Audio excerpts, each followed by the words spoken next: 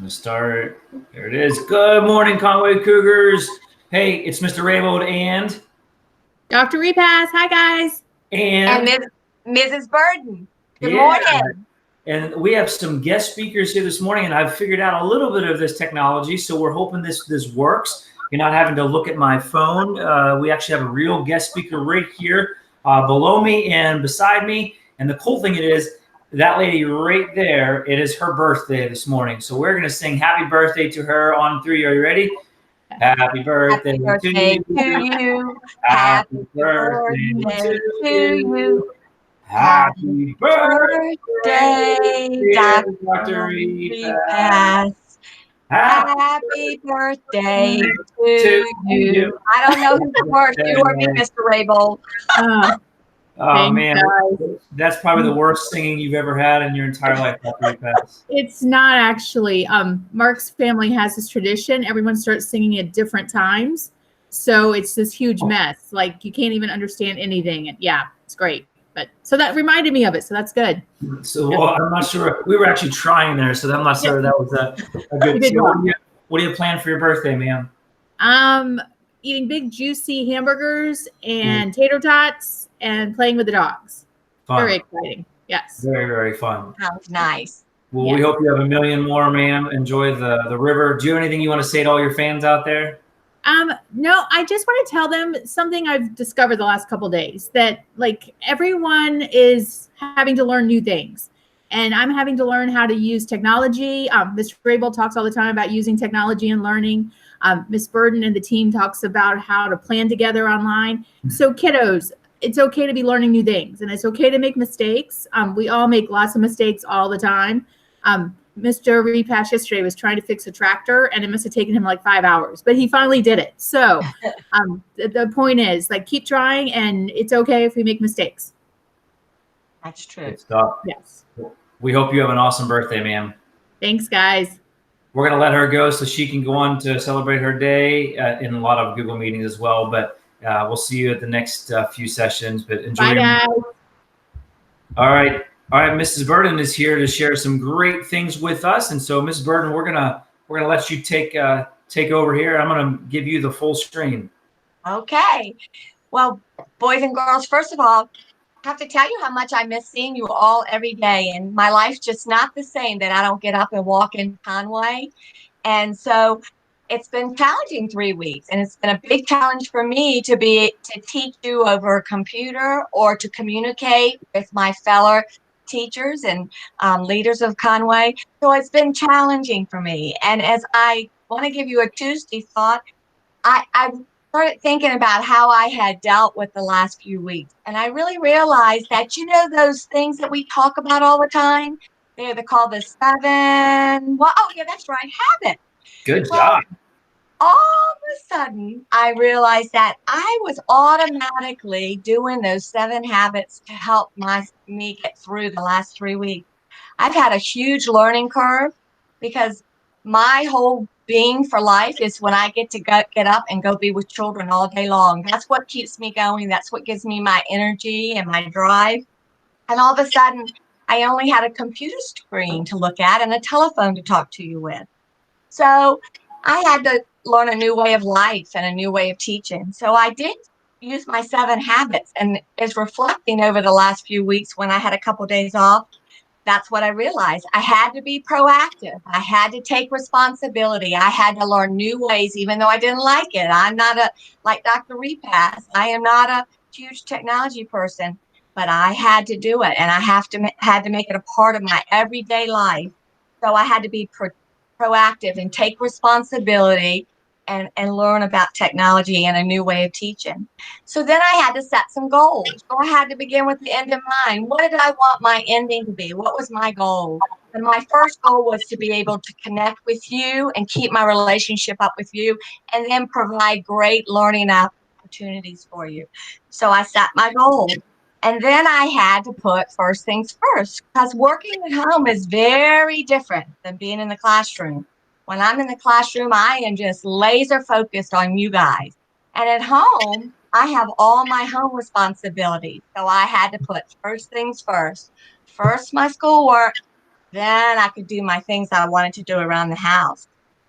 So then I had to think win-win, because this has been very difficult for me.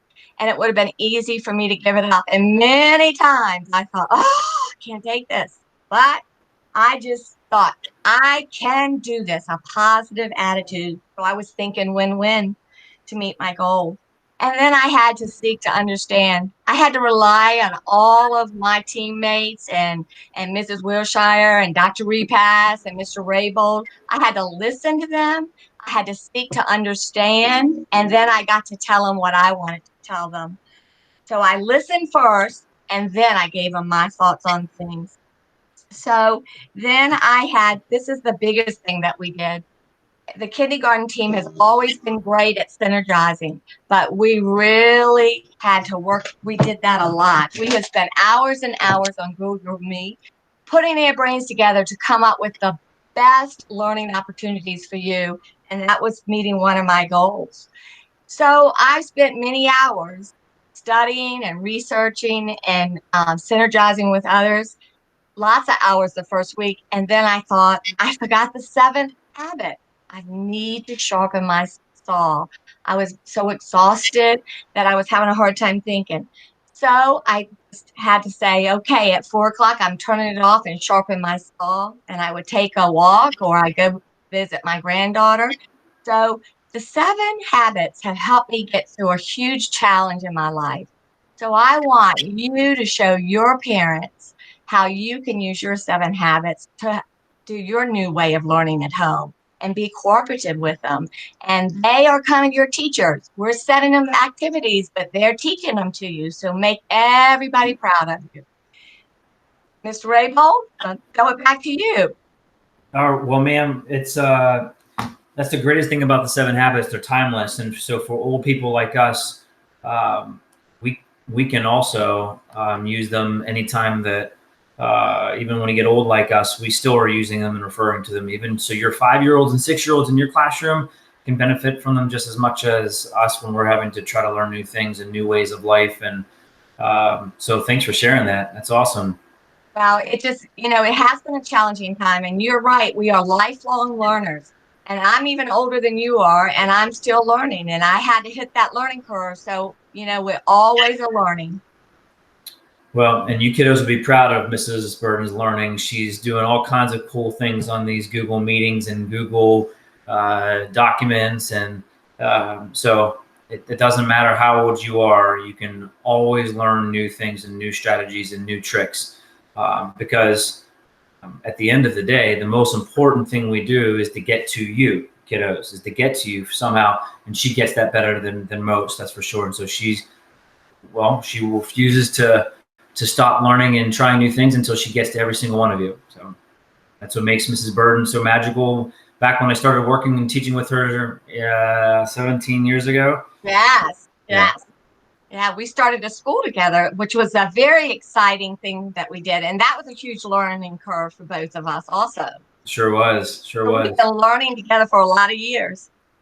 It's been a ride, that is for sure. This is definitely the most unique part of our ride, though. This part this is a whole new ride. It is a whole new ride. It's just different, but all through the generations, they've had big challenges. This is the first big challenge I've had in my generation, because life has been pretty easy for me and for you as well. But my parents had to live through the Depression and the World War II, where they had food rations and gas rations, and people they loved had to go to war. And that was a very hard time in their life. And we have been very fortunate that we hadn't had a crisis like that, but we do now. So we all have to work together and rise to the challenge and not let us get down, even though some days you get up and I think, oh, I'm not going to get to see my children and I just want to cry. It's like a wow day for me. My children know what that means. But I just think I'm going to call someone on the phone today and I'll feel better and I'll have a great day. No, it's one family, and maybe hopefully after all of this, it'll feel like not just we know at Conway we're one family, but even outside of that bubble, hopefully the people across the world will feel that we're a little more unified than we think. We're all humans, and we can love one another no matter where we're from, what country we call home, what language we speak, what what we look like. Hopefully that will pull us together a little more than we were in the past. So, all right, ma'am, any other messages for your fans that you'd like to give a shout out to? Well, I just, if you have a few minutes, I was going to talk a little bit about one of my favorite illustrators and authors. Absolutely. Talk about this guy, this Henry Cole, right? Yes. And, you know, for your older students, you might remember that he came to Conway. And I love his illustrations, and he's also an author, and I love his books. And I thought I'd talk about him today so the children could go online to our library resource and maybe check out a book that he's illustrated or written, because he's illustrated over 90 books, children's books. And he was born right here in Virginia. So I thought he was a great person to illustrate because he's right from their home. He's homegrown, and he taught school in Northern Virginia. And I believe he moved to Florida a few years ago. But he illustrated one of my most favorite books. It was called the Three Hens and a Peacock, and the pictures or illustrations are beautiful in here, and it's a nice little story about a peacock being dropped off at a farm, and his actions that happened when he got there. But he drew one of these pictures for us right in front of us when he came to Conway, and it was so interesting to see him work. And he's also an author of many books. So I would encourage all the children to go to the library and look up books by Henry Cole and try to read some of them this week.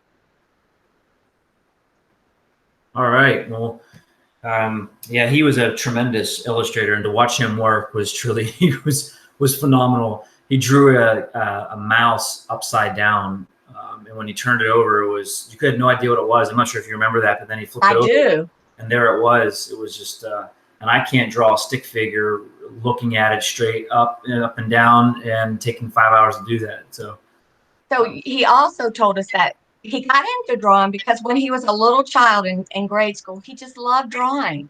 And he's made it his career. And that's kind of interesting because just things that we love to do, if we practice and keep at it, it might come back in our adult life and be a source of our career for us. I agree, ma'am. Well, it was a pleasure to have you on here. I can't thank you enough for joining us this morning. We hope that you have a good morning. Hope that you continue to use those 7 habits. And do you want to give a shout out to your class? Hi, Miss Burden's Bananas. I miss you horribly. It's just awful. I can't wait to see you again. Bye. All right, guys. Well, you heard it from Mrs. Burden. Stay tuned for our guest speakers tomorrow and the rest of the week. And you guys have a fantastic day. Bye. Bye.